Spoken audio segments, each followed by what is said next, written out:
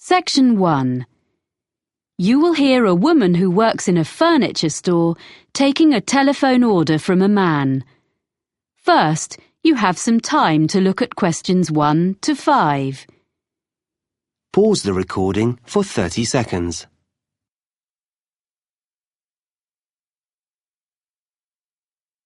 You will see that there is an example that has been done for you.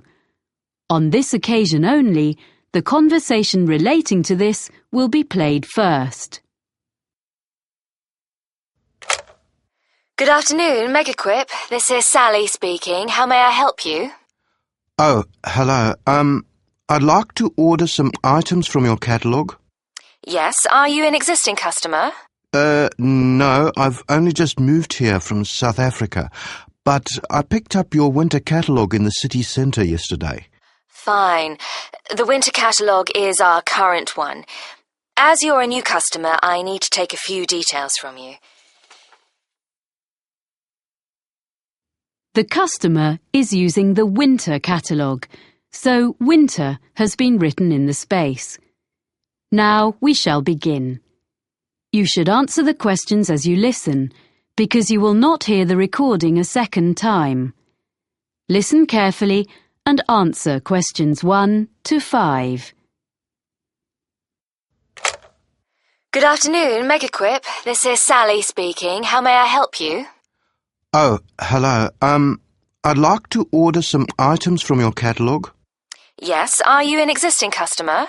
No, I've only just moved here from South Africa, but I picked up your winter catalogue in the city centre yesterday. Fine. The winter catalogue is our current one. As you're a new customer, I need to take a few details from you. Sure. Your name is? Oscar Greening. That's Oscar with a K. Oskar? Yes. Greening. And your address? York Terrace. Here in the city? Yes. What number? It's a flat, number 52C. C. Got that. And would that be the same address for delivery? No, actually, I'm out all day, but my neighbour can take delivery at number 5 York Avenue. It's just round the corner. Okay, fine. Number 5. I've got that. And will you be paying by debit card or credit card? Well, I don't have any cards yet. I'll have some shortly, but I want these things this week, if possible. Could I come to the store and pay cash in advance? Well, I guess so. I'll make a note. I'm afraid that payment method doesn't entitle you to a discount. No, I didn't expect one for that. But what about my address?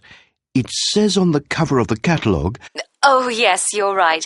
Of course, York Terrace is within the city, so you get free delivery and 5% discount on your order. Oh, good.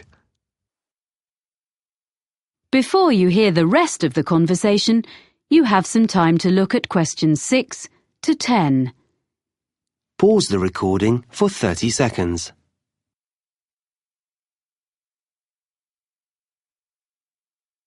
Now listen and answer questions 6 to 10. So, what would you like to order? You have our current catalogue, you say? Yes, I need 3 things for the room where I study. My office, I guess. The most urgent is a desk lamp. Is your catalogue number 664 in stock?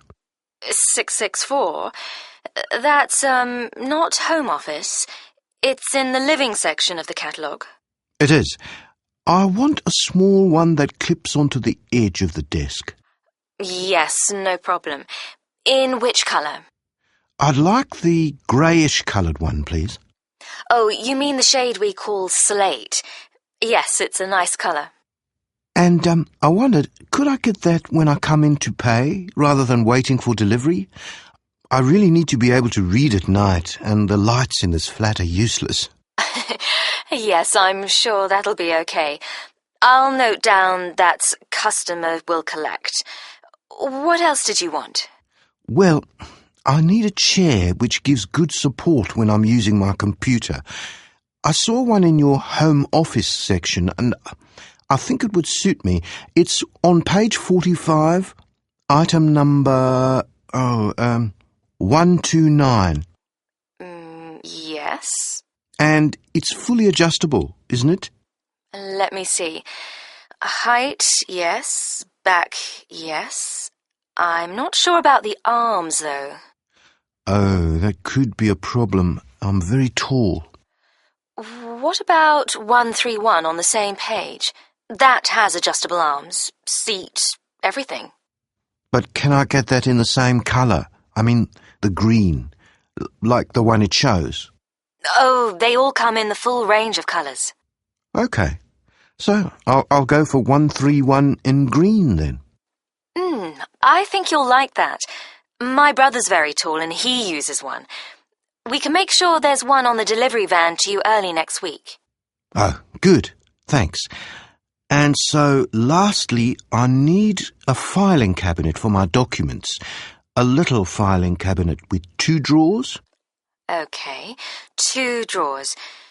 Do you want the ordinary one or the lockable one? It's an extra £20. Sorry, what's that? You can have it with a lock, which is more secure. Oh, yes, please. OK, so that's number 153. It doesn't by any chance come in slate, does it? Well, it's similar, but the commercial office furniture doesn't come in so many shades. So it's grey? That's right. Fine, that'll do. Now, about delivery, the 2 items will probably come at different times, as we have the chair in stock here, so our van will bring it, as I said. The filing cabinet will be coming direct from London, so today is the 29th of September. Say not more than 4 days. That'll be delivered on or before the 3rd of October. You'll have them both within 4 days. That's fine. I'll drop in tomorrow morning to pay and get the lamp. Thanks for all your help. Thank you for your order. Let me know if we can do anything else for you. Thank you. I will. Bye. Bye. That is the end of section 1. You now have half a minute to check your answers. Section 2. You will hear a man taking a group of tourists around a museum site. First, you have some time to look at questions 11 to 14. Pause the recording for 30 seconds.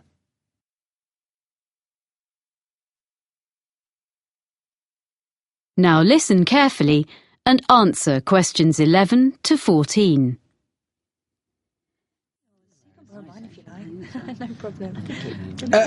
Welcome to Brampton Museum. I'm going to tell you a little bit about the museum first and then show you round. As you can see, Brampton is an open-air museum. The first open-air museums were established in Scandinavia towards the end of the 19th century, and the concept soon spread throughout Europe and North America, and there are several in Britain, all of which tell the history of a particular part of the country. Brampton focuses on life during the 19th century. The site was chosen because there were already some historic 19th century buildings here, and others have been dismantled in different parts of the region and rebuilt on the site. This hadn't been attempted before in these parts, so we're very proud of what we have here. All of the buildings are filled with furniture, machinery and objects. You may be able to see these in other museums, but not in their original settings. What also sets Brampton apart from other museums is that the story of the exhibits is told not by labels, but by costumed staff like myself. I look after sheep, cows and hens, which are much the same as those you see on modern farms, but I use traditional methods to care for them. You will also be able to see a blacksmith and a printer, as well as other craftspeople. If you talk to them, you'll be able to find out what life was really like 150 years ago. Our programme of activities during the year has guided walks, an agricultural fair, and all the other events you would expect a museum to have. But remember, here you experience them in the real surroundings. The site is divided into different areas. The main building contains our High Street, which is a street of 19th century shops, offices and some homes. There's a stationer's shop which sells a range of specially selected cards, prints and copies of Victorian stationery, all available for purchase by visitors. Upstairs, in the same building, a printer demonstrates the production of posters, business cards and advertising material.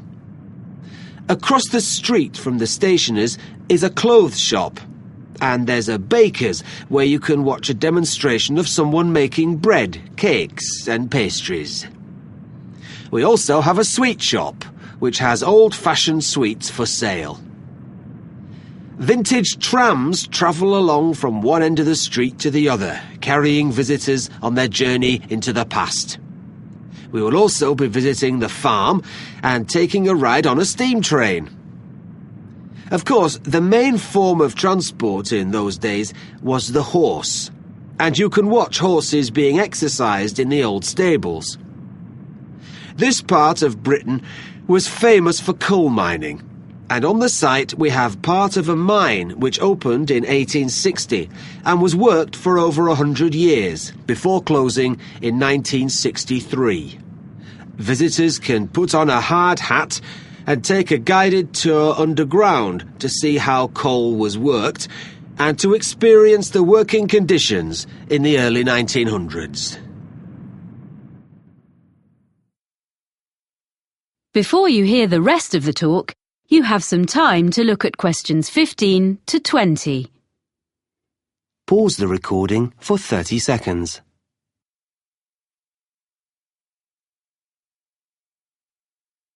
Now listen and answer questions 15 to 20.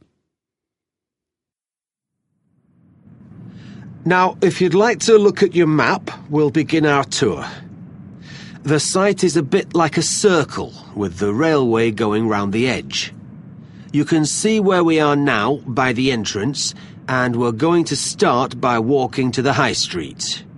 We'll go to the crossroads in the middle of the map and go straight on, making our way between two buildings on either side of the path. The larger one is an exhibition centre, but it's not open today, unfortunately. The other building is offices. The path leads directly to the High Street building, which is at the opposite side of the site to the entrance. Here you're free to wander around and take a ride up and down on a tram. We'll then take the path which follows the railway line and crosses it to the farm. If you wish, you can have tea in the farmhouse, and there'll be time to look at the animals and the machinery. Then we cross the railway line again and visit our special attraction, which is the coal mine. It's just in front of us, here at the entrance. We'll return to the crossroads and walk through a small wooded area to the manor house. This is one of the original buildings on the site and belonged to a wealthy farmer. You can look round the house and gardens and talk to our guides who can tell you what it was like to live there. We will then follow a path which goes past the pond and will take us to the railway station, which is situated between the path and the railway line. Finally, we'll take the steam train back around the site, passing alongside the High Street and the coal mine back to the entrance. So, if you'd like to follow me...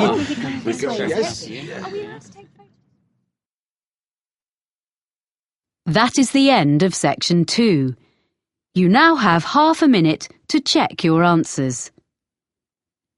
Section 3.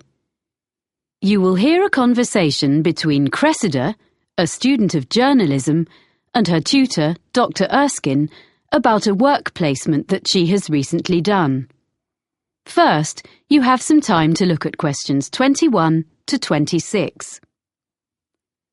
Pause the recording for 30 seconds.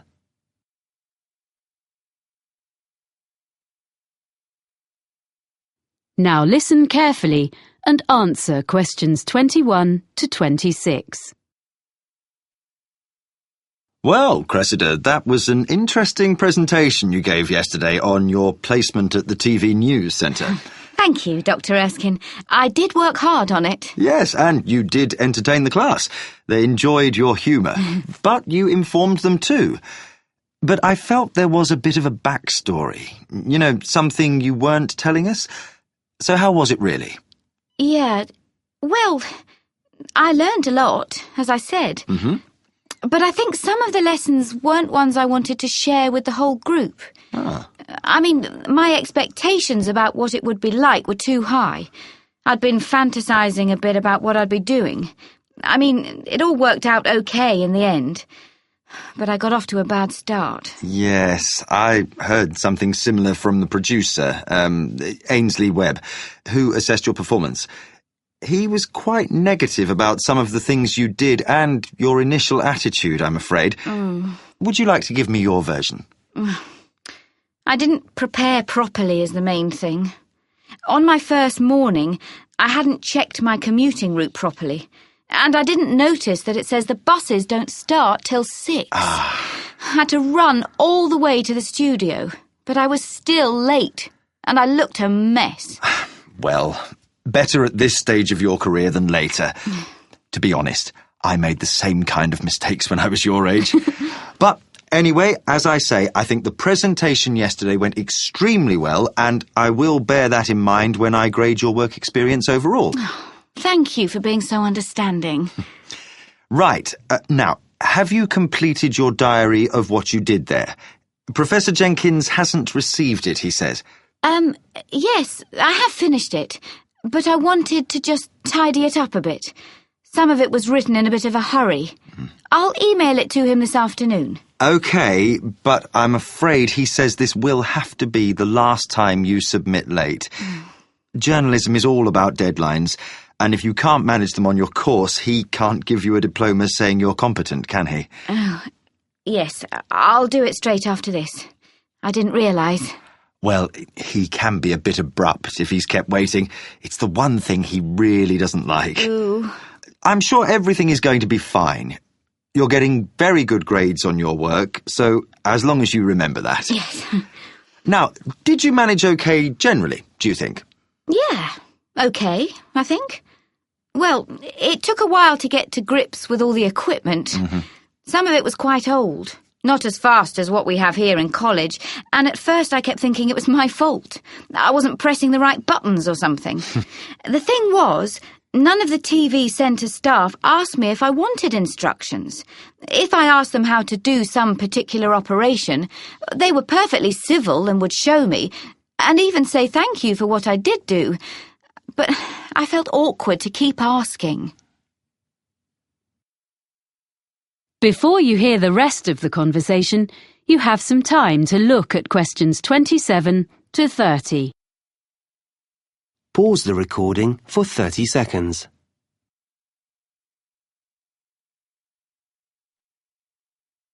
Now listen and answer questions 27 to 30. Now, well, let's just review where you are, your write-up, and what you're going to include going forward to next term. First of all, did you eventually feel you were given enough to do? The first couple of days were manic. The production team was short of staff, and I was rushing all over the building, taking messages to various people and fetching things. Of course, I didn't know my way around, so I kept ending up in some storeroom or somewhere instead of the studio I was meant to be in. Or I mistook some important visitor for a colleague because I didn't know who anyone was. Then, after that, things sort of calmed down. So sometimes I was hanging about until someone decided to give me a chore. But I had a piece of luck at the end of the week, because they got a new bit of equipment which was the same as we have in the editing suite here, and I knew how to use it, which none of them did. So that gave me a bit of status. Unfortunately, it meant I spent the next 3 days stuck in the editing suite.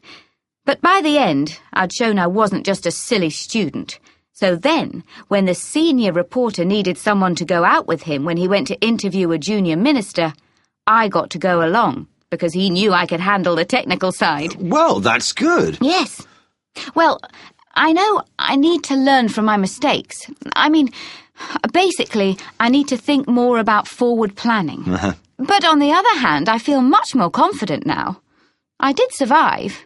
I didn't ruin anything. I did actually make a contribution, according to the producer. Ah. One thing I want to take forward to my final assignment, though, is some reflections on ethics. Yes? I had a bit of an argument with one of the senior presenters. He was editing part of an interview, and he just changed something someone said. Ah. When I questioned him, he just snubbed me. And I mean, this wasn't some public relations expert or government professional spokesperson. It was like a member of the public. But he said, oh, they never remember what they said anyway. You want to develop this into part of your final assignment? It would be a very positive line. I can give you some references. Oh, thanks. That would be great. That is the end of section 3. You now have half a minute to check your answers. Section 4. You will hear a lecturer talking about the history of the electric guitar. First, you have some time to look at questions 31 to 40. Pause the recording for 1 minute.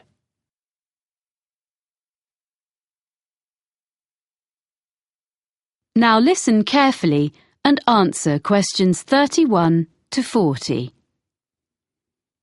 During today's lecture in this series about the history of popular music, I'm going to look at the different stages the electric guitar went through before we ended up with the instrument we know so well today. The driving force behind the invention of the electric guitar was simply the search for a louder sound. In the late 1890s, Orville Gibson, founder of the Gibson Mandolin Guitar Manufacturing Company, designed a guitar with an arched or curved top, as is found on a violin. This made it both stronger and louder than earlier designs, but it was still hard to hear amongst other louder instruments. During the 1920s, with the beginnings of big band music, commercial radio, and the rise of the recording industry, the need to increase the volume of the guitar became even more important. Around 1925, John Doppiera came up with a solution. He designed a guitar known as the National Guitar, with a metal body which had metal resonating cones built into the top. It produced a brash tone, which became popular with guitarists who played blues, but was unsuitable for many other types of music. Another way of increasing the volume was thought of in the 1930s. The C.F. Martin Company became known for its Dreadnought, a large, flat-top acoustic guitar that used steel strings instead of the traditional gut ones. It was widely imitated by other makers. These mechanical fixes helped, but only up to a point. So guitarists began to look at the possibilities offered by the new field of electronic amplification. What guitar players needed was a way to separate the guitar's sound and boost it in isolation from the rest of a band or the surroundings. Guitar makers and players began experimenting with electrical pickups, which are the main means of amplification used today. The first successful one was invented in 1931 by George Beecham. He introduced to the market a guitar known as the frying pan, because the playing area consisted of a small round disc. The guitar was hollow and was made of aluminum and steel. He amplified the sound by using a pair of horseshoe-shaped magnets. It was the first commercially successful electric guitar. So by the mid-1930s, an entirely new kind of sound was born. Yet along with its benefits, the new technology brought problems. The traditional hollow body of a guitar caused distortion and feedback when combined with electromagnetic pickups. Musicians and manufacturers realized that a new kind of guitar should be designed from scratch with amplification in mind. In 1935, Adolf Rickenbacker produced a guitar which took his name, the Rickenbacker Electro-Spanish. It was the first guitar produced in plastic, which, because of its weight, vibrated less readily than wood. It eliminated the problems of earlier versions, which were plagued by acoustic feedback. The Electro-Spanish had its own problems, however, because it was very heavy, smaller than other guitars of the period, and was quite awkward to play. Developments continued, and in 1941, Les Paul made a guitar which he called the Log, and true to its name, it was totally solid. All previous guitars had been hollow or partly hollow. It looked slightly strange, but the next step had been made towards the modern electric guitar. The first guitar successfully produced in large numbers was made in 1950 by Leo Fender. His Spanish-style electric guitar, known as a Fender Broadcaster, had a bolt-on neck and was initially criticized by competitors as being very simple and lacking in craftsmanship. Yet it was immediately successful and was particularly suited to mass production, spurring other guitar companies to follow Fender's lead. In 1951, Leo Fender revolutionized the music world yet again when he produced an electric bass guitar. This was the first commercially successful bass model to be played like a guitar. It was easier for players to hit an exact note. That's why it was called the Precision. Although there had already been electric stand-up basses, this was much more portable. It is now standard in the lineup of any rock band, and some historians suggest that entire genres of music, such as reggae and funk, could not exist without it. In 1952, the Gibson Company became Fender's first major competitor when Ted McCarty created the Gibson Les Paul guitar. It was distinctive because it was colored gold. The reason for this was to disguise the fact that it was made from two different kinds of wood. In 1954, Leo Fender responded to this successful instrument by introducing the Fender Stratocaster. It is easily identified by its double cutaway design and 3 pickups. This model may be the most influential electric guitar ever produced. The modern guitar as we know it was here to stay. That is the end of section 4. You now have half a minute to check your answers.